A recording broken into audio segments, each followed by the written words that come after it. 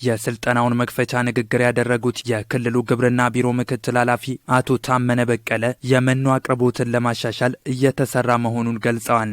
የመኖ ዋጋ ለመናሩ ምክንያት ተደራሽነት ላይ ያሉ ክፍተቶች መሆናቸውን ያነሱት ኃላፊው በክልሉ በተለያዩ ከተሞች የመኖ ማቀነባበሪያ ማሽኖች የመትከል ስራዎች መጀመራቸው ችግሩን በዘላቂነት እንደሚፈታ አመላክተዋል።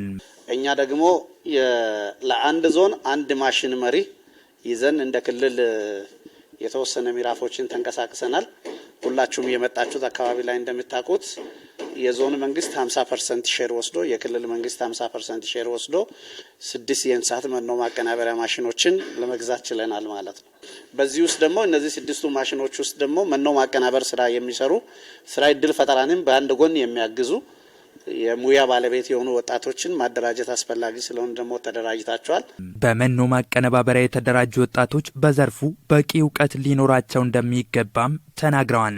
እስካሁን መኖ ማሽን ማስመረቱን፣ ማስተከሉን፣ ሌሎችን ስራዎች አልፈን መተናል። ማሽኑ እንዴት ኦፕሬት ይሆናል የሚለውን ከማሽኑ ጋር ያለውን ኢንዱስትሪ አምራቾች ክሎ ስልጠና ሰጥቷቸዋል። አሁን ደግሞ እንስሳት መኖ ኢንግሪዲየንቶቹና ይዘቱ ምን ይሆናል የሚለውን ኃላፊነት ይወስዳላችሁ ማለት ነው ዛሬ።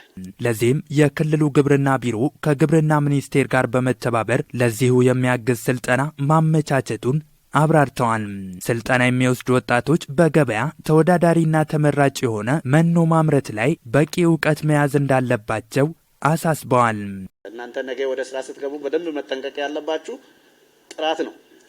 አሁን 6ቱ ማሽን መኖ ያመርታል። 6ታችሁ መኖቻችሁ የራሳቸው ስም ይኖረዋል። የእናንተ መኖ ተመራጭ መሆን የሚችለው በጥራት ሲታመርቱ፣ ያለዛ ማንም አይፈልጋችሁ። አሁን አጠገብ ስቶር ያለ የማን መኖ ነው የምንገዛው ብሎ ሰው እየመረጠ ነው የሚገዛው። መኖ ሌቪል ይደረጋል፣ ይለጠፍበታል። የእናንተ የማህበራችሁ ስም የማዳበሪያችሁ ላይ ይጻፋል፣ ስልክ ቁጥራችሁ ይጻፋል። ስለዚህ ገበያ ላይ ተወዳዳሪ ሆናችሁ የምትቀጥሉት በጥራት ሲታመርቱ